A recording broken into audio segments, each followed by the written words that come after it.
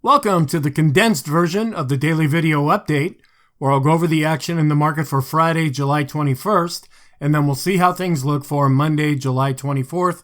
I apologize beforehand. You might hear some background noise from some work that's going on outside. Every time I think they're done, I start recording and then it starts up again. So I just have to kind of power through this. We had pretty much an unchanged day on Friday, but as of right now, the market still seems to be holding up. What can we say about Friday's session? The convergence of those negative signals that we've been watching lately, they're still there and we still have to respect them. And so far, they're suggesting that we might see a short-term pullback. Now, if we start to fall further, we'll have to fall back and regroup and see if things are switching more negative. But as of right now, things are still staying positive. We're seeing some negative things coming into the picture, but for the most part, the S&P seems to be holding up. The broad market held up better than the mega cap stocks. That was the same for Thursday and Friday's session, and that's positive as well when you have more stocks participating than just a few of the really big companies. Value did outperform growth. That's kind of negative. We want to see growth outperforming value.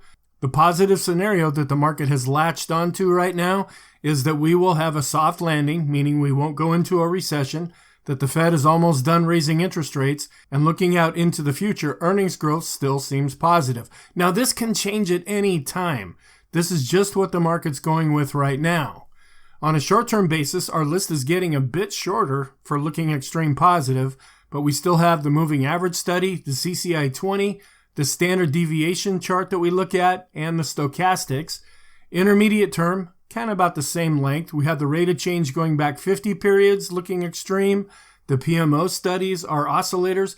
The oscillators that we usually look at are still looking better. It's mainly the NASDAQ 100 negative divergence that we're focusing on right now. It was the NASDAQ 100 that led the market higher. If we see some more weakness in the NASDAQ 100, it could take the whole market lower. The Sean Trend Meter and the BPI, both for the S&P 500 and the NASDAQ 100, all of these are still extreme positive. On a long-term basis, the moving average study that we look at is also extreme. The dollar was up and interest rates were down. The dollar's really just bouncing after it got hammered pretty hard. Interest rates being down did give some support to stocks. All of the yield curves that we follow still remain inverted. Sentiment is extreme. It's at 82 where it ticked up from 80. In our trend, it's still positive. Even with the slight up day, the green line is still coming down. The ADX is above its moving average, and both of them are above 20, suggesting that we are in a trending environment. And with the green line on top, we default to the positive. The bias is positive, and the momentum continues to be positive. We didn't have any economic reports that were released in Friday's session. Looking at the daily chart where we did have a higher open, we tried to gap up a little bit. We got above the daily pivot, never made it up to S1, and we pretty much danced along the daily pivot for most of the day. We were above it, but then going into the close, we fell below the daily pivot and were virtually unchanged by the time we settled. Looking at the growth to value chart for the SPY, we were positive here. We'd like to see this be a little bit stronger, but just the fact that we were positive is a good thing. We're keeping an eye on the VIX to S&P 500 correlation where we spiked up and we're starting to come back down. Taken in context, this probably means more negative things for the S&P. We don't know if this is finished now or if it still has some more follow through. Also, looking at the equity put call ratio with the 5-period simple moving average, this is a shorter version of the longer chart that I usually show. We have bottomed out and are starting to come back up. Now we're wondering, has it bottomed for good or is there still more to come? Looking at the condition of our trend, the ADX is above the moving average. It's rolling over a little bit. The green line is on top, but it's coming down after going above 40, but we still default to the positive trend. On a short-term basis, looking at the condition of our trend, we're actually dropping a little bit with the green line, rolling over with the ADX, but we continue to be positive. However, in the short term, we're still above 40. Looking at the daily chart, we came right up to the underside of this upward sloping trend line, hit resistance there, and have been coming back down, not with a real vengeance, at least yet.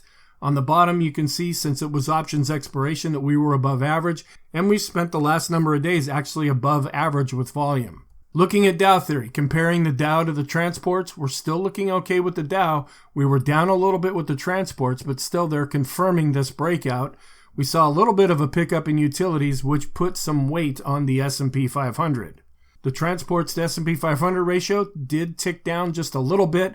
We want to see this ratio going up overall to give more solid support to the S&P. We're keeping an eye on the 61.8% retracement level for the Fibonacci chart on the NASDAQ.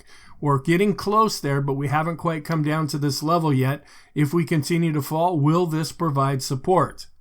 Then looking at the NASDAQ 100, we came up to the R2 level and we've been coming back down. We actually fell below the R1 level. We're still above the August 2022 high. If we continue to fall, will that now provide support? Looking at the NASDAQ 100, where we were going higher in price, we're coming down and negatively diverging with the PPO, which is one of our momentum oscillators, and it's actually crossing below its moving average. So this is more negative. With the FANG index, we had set a new all-time high, and then we've been falling back ever since. The small cap index, I wanted to show this because we're finally seeing a golden cross here. This is also confirming what we're seeing with the Russell 2000 index. We're also a little bit concerned about this. We want to see this ratio going down if you're positive on the market. It's actually turning and going back up. We saw a recent golden cross. This takes cash, or the 1 to 3 month T-bill, and compares it with further out bonds. If this is going down, that means folks are more certain about what's going to be happening with interest rates. When this goes back up, that just means there's more uncertainty and that they're afraid the interest rates are going to go up. We're also keeping an eye on the weekly chart of the S&P. We're just a little bit above this resistance level. We need to give this some time to really work out. We haven't really broken above it with any conviction yet, and we haven't broken below it yet either. Just want to keep an eye on this. And the same thing is true with the NASDAQ 100. We are a little bit above it, but since this is a weekly chart, this can take some time to play out. When we look at the NASDAQ 100 to Dow ratio, we tick down just a little bit. And other times when we got about up to this level, that suggested quite negative things for the market going forward. Now, we could turn and go back up with this ratio. There's nothing to say that we can't go to another high, but this is a tested level that produced some problems in the past. So what's our outlook for Monday? The first thing to be aware of, on Wednesday, there will be policy meetings by the Fed, and that's what really impacts us. The European Central Bank and the Bank of Japan, they're all meeting on the same day.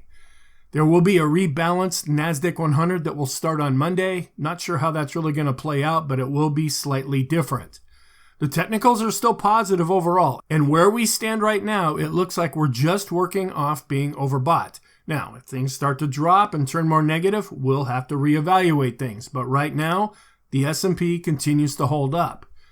We'll be getting the S&P Global U.S. Manufacturing as well as the Services PMIs reports on Monday. Those are the preliminary readings. And then we're keeping an eye on the geopolitical events. The market continues to be fixated on inflation and interest rates. Here's the economic calendar for the upcoming week. The big one will be on Wednesday when the Fed makes their announcement and then has a press conference after that. We'll be getting the advanced GDP on Thursday, and then we'll be getting PCE prices, another pretty important inflation gauge. That'll be coming out on Friday. For Monday, the Stock Traders Almanac statistics. First of all, we look at the week, and we're half and half as far as positive or negative for the week after options expiration. For July 24th, we're negative with the Dow, where we're neutral to positive with the S&P and neutral to negative with the NASDAQ. We will be in the 15th trading day of the month, where sometimes this ends up being a little bit positive. We might see a little bit of bounce up. We have historically, but also we're showing some weakness going forward from here historically. This is the other chart we're watching for the NASDAQ, where we hit the middle part of July and now we're starting to come back down. We're wondering if the market will behave as it has in the past. So our scenarios, can't really go with the down one yet because we haven't switched over negative. Our technicals are still positive, and it looks right now anyway like we're just working off being overbought. It's a little difficult to go with the up one because we are still in an overbought situation, but if we were to default to anything, it would be to the positive trend, and we're not going with the sideways trend right now because our ADX is suggesting that we are in a strong trend, and that trend is positive. The warning signs, the convergence of the short-term bearish signals, we're still keeping an eye on those. That includes the S&P 500 to VIX ratio, the 5-period simple moving average of the equity put-call ratio, the negative divergences, specifically in the NASDAQ 100, and we're tending to come into a weaker time in this period of July. The longer-term trend signals may be signaling a top. That's the weekly charts, and it's going to take some time for that to play out. Seasonally and historically, this is a weak time of the month. The oscillators are negatively diverging, but the ones that we look at every day are improving. It's the NASDAQ 100 one that we're keeping an eye on. It's turning a bit more negative. The VIX is showing a lot of complacency. There's just not a lot of fear in the market right now. The cumulative new highs and new lows for the NASDAQ, they ticked up the last couple of days, but overall they continue to decline.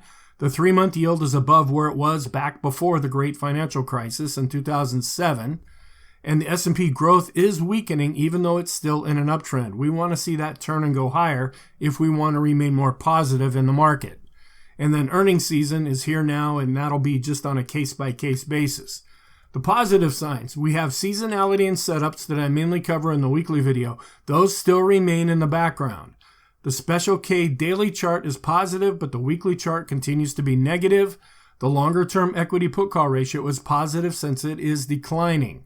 The S&P still remains above the downtrend channel upper line. We're still far away from that.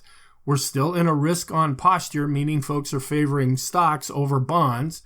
Lower price levels so far have been holding up as support. Now, we haven't really tested those all that much. If we do get some more weakness, we'll be seeing if those levels hold. The S&P is outperforming utilities. The NASDAQ and NASDAQ 100, they're still above this breakout level on the weekly charts, but they're pulling back after hitting pivot level overhead resistance. The staples to S&P 500 ratio is declining. Both the Russell 2000 and the S&P Small Cap Index, as well as the mid caps, have generated recent golden crosses. So we're seeing a little bit more confirmation with the small caps now. Small and mid cap growth continues to be positive, especially mid cap growth. And the cockpit curve, even though it's rolling over a little bit, still generated a recent buy signal. So our conclusion, the S&P remains positive, but for right now, it just looks like we're working off being overbought. That can always change. We can only evaluate where things are at right now. That applies to the short term as well as the intermediate term. In the long term, we still remain positive. Thank you. Please feel free to check out the full-length video.